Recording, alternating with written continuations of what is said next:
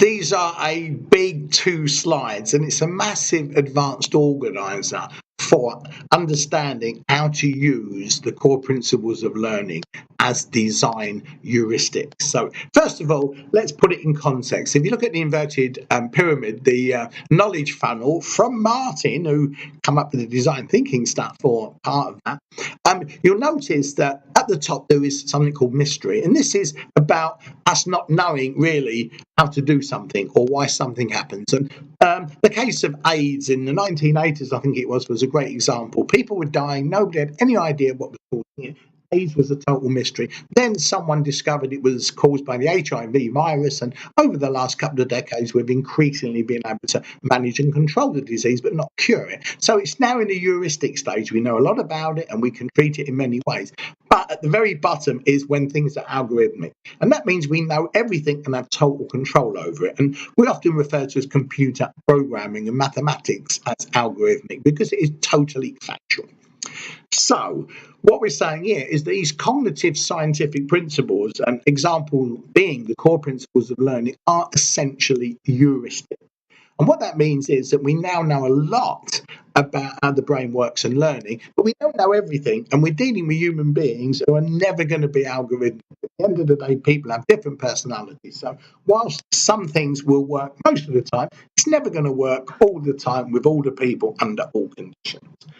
The beauty of heuristics is that some people are stuck in the world of mystery, and I would argue that a lot of education is still somewhat in the world of mystery, and what I call educational Jurassic Park, whereas we're clearly in the world of heuristics and we're going to take it really forward. So here's just a little reminder: cognitive scientific principles, universal way anywhere in the world with people, in which the brain takes in, processes, and uses information to learn effectively. And that's what we're going to be applying as a significant part of applying evidence-based teaching to enhancing intrinsic motivation. We're using the cognitive scientific principles to select the best IFAC methods and blend that together and use technology where possible to create the best type of learning experience. So that's really exciting and challenging, I think. Okay, so how do these core principles work? Well, you introduced them very briefly. They won't be in your long-term memory yet, though some of you do know them, I know that.